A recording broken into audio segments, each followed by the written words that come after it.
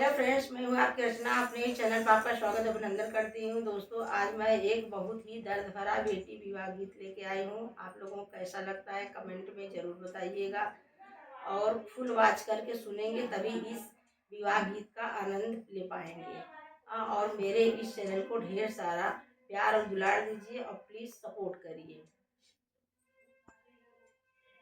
अरे नीमिया के पेड़वा के हरी हरी पतिया, अरे झूर झूर बाहई बयार रे ललनवा, अरे झूर झूर बाहई बयार रे ललनवा।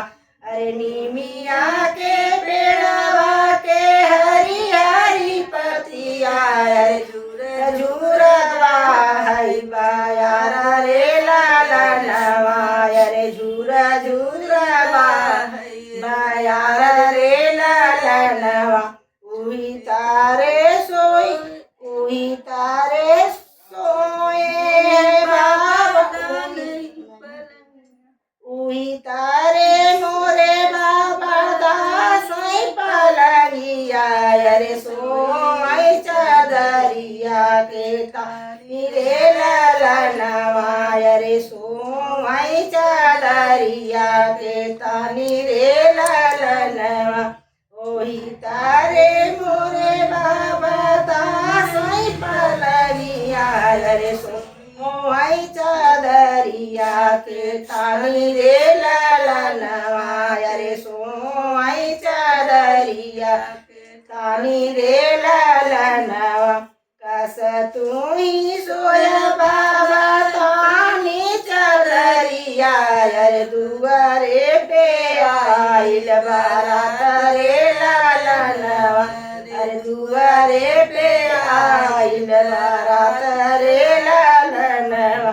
कस तू ही सोया बाबा तानी चादरिया, अरे दुआरे पे आइल बारात रे ललनवा, दुआरे पे आइल बारात रे ललनवा। अरे काई से संभल बाबा के ललनवा, अरे काई से संभल बाबा रात रे ललनवा।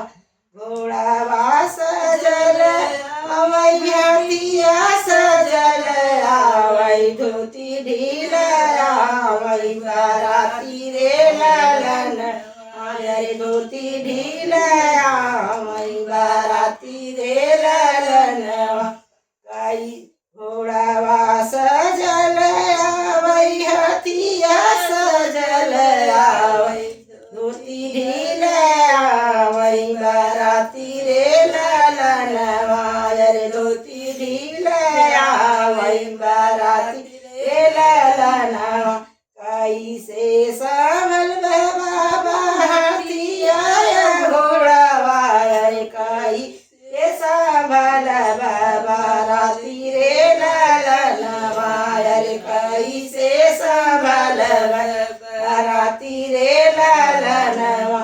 कैसे संभल बाबा हथिया घोड़ावा, अरे कैसे संभल राती रे ललनवा, अरे कैसे संभल राती रे ललनवा।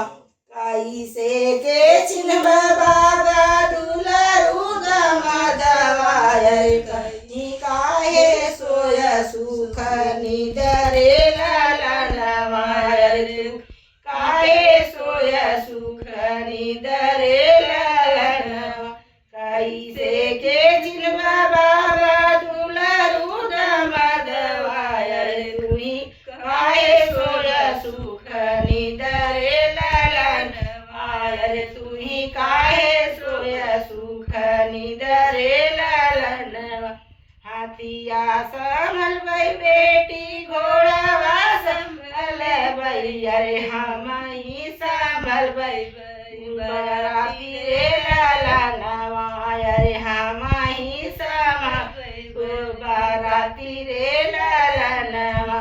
हाथिया संभल बेटी घोड़ावा संभल, अरे हम माही संभल गई बाराती रे ललनवा अरे हम ही संभल गई बाराती रे ललन हमारा दामाद बेटी पढ़ल पंडितवा अरे हाथवा में पोथियाली हे ठाड़ रे ललनवा अरे हाथवा में पोथियाली हे ठाड़ रे ललनवा हमारा दामाद बेटी पढ़ल पंडितवा अरे हाथवा में पोथियाली हे ठाड़ रे ललनवा अरे हाथवा पोथिली ठाड़ रे ललनवा इतनी वचन बेटी सुनऊ न पाई अरे भागई महल